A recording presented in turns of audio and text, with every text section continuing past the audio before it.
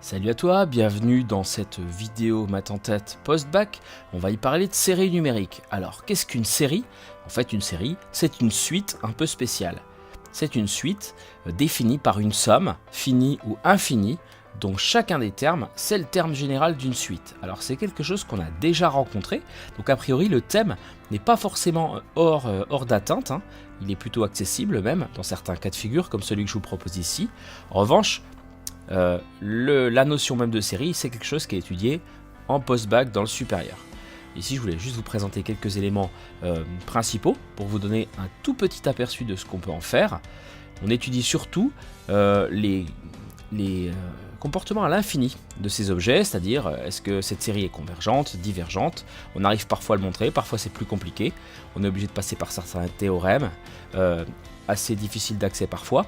Et puis l'intérêt aussi, c'est que les limites de ces séries, quand elles existent, sont parfois des points, des nombres singuliers comme pi ou e.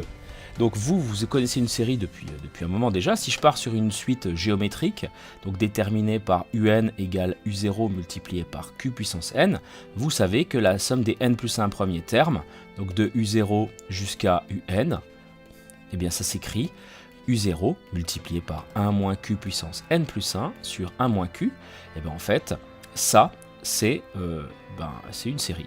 Donc on peut en étudier la limite, pourquoi pas, et puis plein d'autres choses. Donc on va étudier un exemple bien précis après le générique.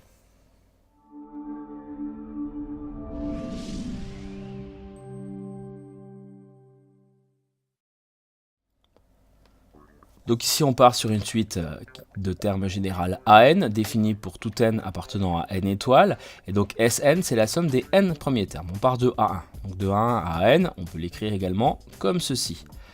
Et on sait que S indice n c'est égal à 3 moins n sur 2 puissance n. Donc ce qui est original ici, c'est qu'on connaît la série, on connaît Sn.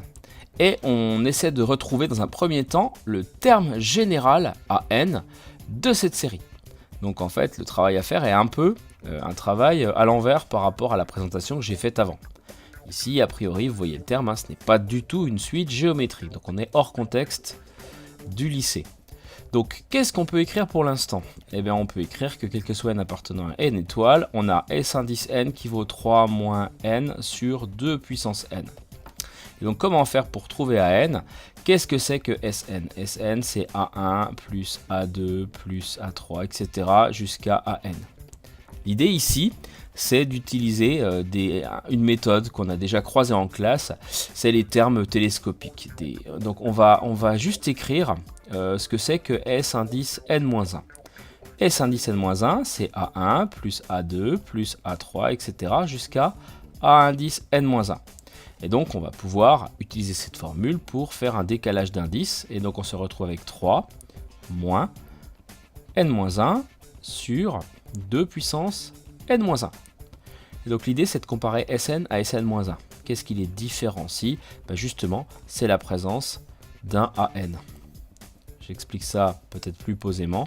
Quel que soit n appartenant à n étoile, on a Sn-1 plus AN qui vaut Sn. Puisque dans Sn-1, il y a A0, il y a A1 pardon, plus A2 plus A3 jusqu'à AN-1. Si vous lui rajoutez AN, on obtient Sn. Conclusion, eh bien votre AN, ça va être la différence de Sn et de Sn-1. On télescope les termes, puisqu'en faisant ça, en fait, on va écrire AN plus AN-1 plus etc. plus A2 plus A1 moins AN-1 moins etc. moins A2 moins A1. Donc tous les termes vont se télescoper, les A1 vont se rayer, les A2 aussi, etc. Tous les termes sauf AN. Voilà comment on peut faire pour procéder. Et donc concrètement, ça donne quoi ici? Ça donne 3 moins n sur 2 puissance n moins cette quantité-ci. Je vais développer directement le moins, donc ça fait moins 3 plus n-1 sur 2 puissance n-1. Et puis en regroupant les termes, les 3 s'en vont. On va mettre tout au même dénominateur. Donc ici on a 2 puissance n, ici 2 puissance n-1, donc on va tout multiplier par 2, bien sûr. On se retrouve donc avec, ici, au numérateur, moins n, pour commencer. Le 2, je le développe, donc plus n moins 2. Et puis donc 2 fois 2n moins 1, ça fait 2 puissance n. Ici aussi, donc tout va bien. On a bien le même dénominateur. J'arrange un peu les choses. 2n moins n, ça fait n moins 2 sur 2 puissance n. Donc on a réussi à retrouver le terme général de la suite. C'est cette suite-là, en fait, qu'on pourrait étudier, hein, évidemment. Et quand on additionne les n premiers termes de cette suite, on obtient le résultat qui était offert dès le début. Donc on a réussi à retrouver le résultat de la première question. Deuxième question, donc j'ai bien détaillé les questions pour que ce soit accessible pour vous, n'hésitez pas à mettre sur pause. On va s'intéresser aux limites de la suite, maintenant qu'on la tient, et aux limites de la série aussi, puisque finalement, ce n'est jamais qu'une suite. Et donc, on va faire la limite quand n tend vers plus l'infini de cette série, ça correspondra à faire une somme infinie. Donc on va se pencher sur des sommes infinies. On commence par la question de A, qui est une espèce de petit lemme. On va décomposer 2 puissance n, puisqu'on aura des limites de 2 puissance n à faire, en fonction de exponentielle, justement. Alors ça, c'est vraiment quelque chose de très classique. Qu'est-ce qu'on peut dire de 2 puissance n? Eh bien, en fait, c'est exponentielle de ln de 2 puissance n. Vous savez que l'exponentielle et le ln sont des fonctions réciproques. Donc on peut faire ce genre de choses à partir du moment où 2 puissance n est positif. Ici, c'est bien le cas, hein. On a une multiplication de 2. Donc c'est bien positif strictement. N est non nul. Même si n était nul, ça ferait 1 de toute façon. Donc tout va bien. J'ai le droit d'écrire ça. Et puis l'idée, c'est qu'en utilisant les propriétés du logarithme, vous savez que ln de a, le tout puissance b, c'est b ln de a. Eh bien, on va en profiter ici pour écrire que c'est exponentielle de n ln de 2. Et donc, on a ramené notre problème de puissance à un problème d'exponentielle, avec un coefficient ln de 2, certes. On a répondu à la question de A. Question de B, on passe sur les limites. Et on commence, pourquoi pas, par celle-ci. Alors, est-ce qu'on est en présence d'une forme indéterminée ou pas? Le numérateur tend bien sûr vers plus l'infini, et le dénominateur également. Pourquoi? Je vais quand même l'écrire ici, parce que limite de 2 puissance n, c'est plus l'infini, parce que on est en présence d'une petite suite géométrique de raison 2 plus grande que 1. Donc en fait, on va juste l'écrire, hein, car la raison Q de cette suite, c'est 2, et c'est strictement plus grand que 1. Je n'ai pas écrit que c'était géométrique, il faudra le faire. En tout cas, voilà, c'était juste pour le principe. Donc ça, c'est une forme indéterminée. Comment lever cette indétermination? Eh bien justement, en utilisant ce que j'ai écrit ici. Donc, qu'est-ce qu'on va pouvoir dire de AN? AN, c'est n-2 sur 2 puissance n. C'est donc la même chose que n-2 sur exponentielle de n ln de 2. Donc on a toujours notre forme indéterminée, hein, plus l'infini sur plus l'infini, donc pas possible.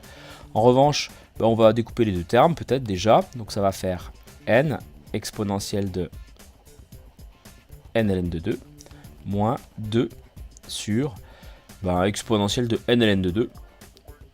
Ici, j'aurais très bien pu laisser 2 puissance n, c'est pareil. Ça va tendre vers plus l'infini, le bas toujours, hein, donc l'inverse de l'infini, ça tend vers 0. Donc c'est pas trop un problème. En revanche, le problème c'est ça.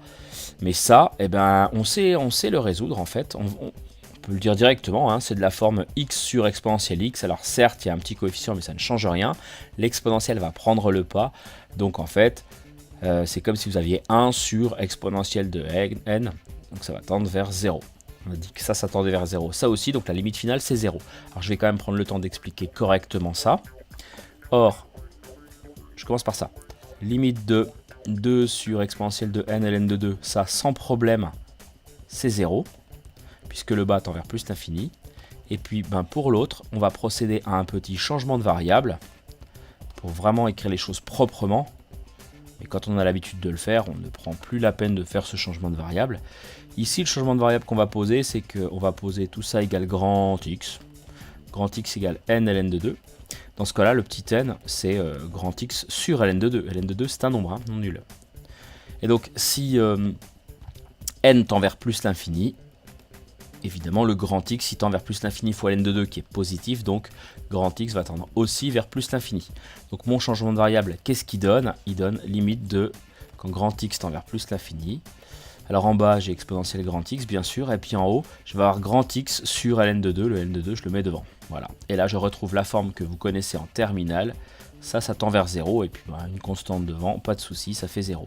Conclusion, la limite de AN, c'est 0, quand n tend vers plus l'infini. Donc on additionne à l'infini une succession de, pas de 0, mais de quantités très proches de 0. Et donc qu'est-ce que ça donne quand on fait une limite infinie de choses infinitésimales? C'est ce qu'on va voir maintenant, en procédant à la limite de Sn. Alors là on va aller beaucoup plus vite puisqu'on a déjà fait un maximum de travail. Regardez ce qu'on retrouve ici. On retrouve la même chose que ça, finalement. Sn, je peux très bien l'écrire 3 moins n sur exponentielle de n ln de 2. Et donc on vient de prouver que ça tendait vers 0. Donc conclusion, je vais l'écrire ici très succinctement, très rapidement. La limite de Sn, quand n tend vers plus l'infini, c'est 3. Donc c'est un fait assez surprenant. Mais les limites, les sommes infinies plutôt, sont vraiment parfois contre-intuitives. Il faut faire très attention. Vous avez peut-être déjà entendu parler de la somme infinie, d'une somme infinie qui tendrait vers moins 1/12, ou ce genre de choses. J'en parlerai sûrement dans une prochaine vidéo. Mais il faut faire vraiment attention avec les sommes infinies. Quand on manipule des sommes infinies, on ne manipule pas une succession de quantités finies. Donc là, par exemple, on additionne plein de petites bricoles qui sont très proches de 0. Et au final, on obtient quelque chose d'infini qui est très proche de 3. Donc voilà, une première approche des séries avec des outils niveau terminal. Si la vidéo vous a plu, n'hésitez pas à la partager, à la liker, à vous abonner, comme toujours, à faire parler de la chaîne. Et puis moi je vous dis à bientôt. Des envies d'infini? Lâche un pouce bleu, abonne-toi, et puis partage la chaîne, allez!